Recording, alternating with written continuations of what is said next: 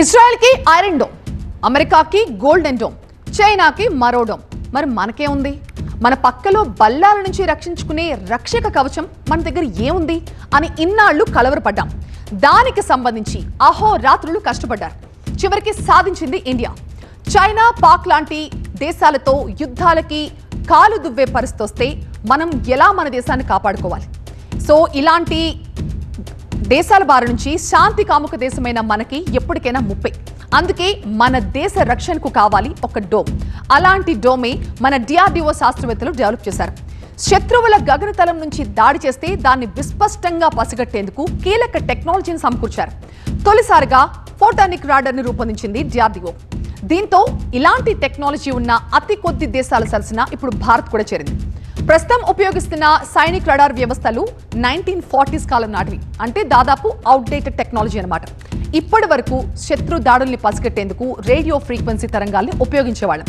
కానీ ఈ టెక్నాలజీతో తక్కువ ఎత్తులో, తక్కువ వేగంతో ఎగిరే యుద్ధ విమానాలు, డ్రోన్లు, రడార్లను ఏమార్చే స్టెల్త్ ఫైటర్ జెట్లను కూడా గుర్తించడం కష్టం. ఈ ఇబ్బందులు అధిగమించడానికి ఫోటానిక్ రాడార్ పరిజ్ఞానం తెరపైకొచ్చింది. ఇది RF తరంగాలకు బదులుగా ఫోటానిక్స్ ఉపయోగిస్తుంది. అంటే కాంతి తరంగాలన్నమాట. ఇవి రాడార్లను ఏమార్చే స్టెల్త్ యుద్ధ విమానాలు సైతం గుర్తిస్తాయి. శత్రువుల ఎలక్ట్రానిక్ జామింగ్ తంత్రాలకి ఇది లొంగదు. బెంగళూరులో DRDOకి సంబంధించిన electronics and radar development establishment lab దీన్ని అభివృద్ధి చేసింది. సో కాంతిని రాడార్ తరంగాలుగా మారుస్తుంది. ఈ వ్యవస్థలో ప్రధానంగా లేజర్లు, ఆప్టికల్ ఫైబర్లు వినియోగిస్తారు.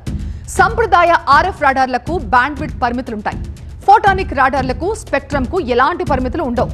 ఫోటానిక్ రాడార్ వ్యవస్థపై పనిచేస్తున్న అమెరికా, చైనా, ఇజ్రాయెల్తో పాటుగా ఇప్పుడు మనం కూడా ఆ సరసన చేరుతున్నాం. ఏకకాలంలో 3Dలో పరిశీలించడానికి ఈ ఫోటానిక్ రాడార్లు వీలు కల్పిస్తాయి.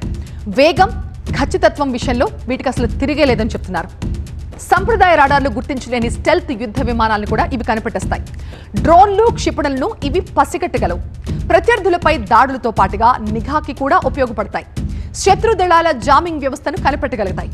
ఫోటానిక్ రాడార్లు తక్కువ వేడిని ఉత్పత్తి చేయడంతో చాలా సమర్థంగా పనిచేస్తాయి. వీటి ప్రధాన బలం ఏంటంటే ఫోటానిక్ ఇంటిగ్రేటెడ్ సర్క్యూట్లు. ఇవి సాంకేతికాలను వేగంగా విశ్లేషిస్తాయి. ఇక ఫోటానిక్ రాడార్ పనితీరును విశ్లేషించడానికి DRDO ఈ ఏడాది చివరి నుంచి విస్తృతంగా పరీక్షలు నిర్వహించబోతోంది. పర్వత తీర ప్రాంతాల్లో కూడా ఇవి తమ పని తాను చేసుకోగలుగుతాయి. ఆకాశ్, తీర, గగనతల రక్షణ వ్యవస్థలతో అనుసంధానించవచ్చు. దేశంలోని అగ్రశ్రేణి యుద్ధ విమానాలైన సుఖోయ్, అలాగే 30 MKM రాఫెల్, తేజస్లో అమర్చే ఛాన్స్ ఉంది. ఫోటానిక్ రాడార్ పరిమాణం చిన్నగా ఉండడంతో పాక్, చైనా సరిహద్దుల వెంబడి ఈజీగా వీటిని అమర్చొచ్చు. ఇక స్టెల్త్ యుద్ధ విమానాలు, డ్రోన్ పరిజ్ఞానంపై చైనా, పాకిస్తాన్లు భారీగా పెట్టుబడులు పెట్టాయి. చైనాకు చెందిన J-20 స్టెల్త్ యుద్ధ విమానాలు, పాక్కి చెందిన డ్రోన్లు సాధారణంగా రాడార్లను ఏమార్చడంపై ప్రధానంగా దృష్టి పెడుతున్నాయి. ఈ వ్యూహాలని ఫోటానిక్ రాడార్లతో అడ్డుకోవచ్చు. శత్రువుల వైమానిక, క్షిపణి దాడుల గురించి ముందే సమాచారం ఇచ్చే గగనతల హెచ్చరిక వ్యవస్థలో ఈ రాడార్లు అమర్చొచ్చు. అందువల్ల ముప్పుని త్వరగా గుర్తించొచ్చు. హైపర్సోనిక్ అస్త్రాలను కూడా ఇది పసిగడుతుంది.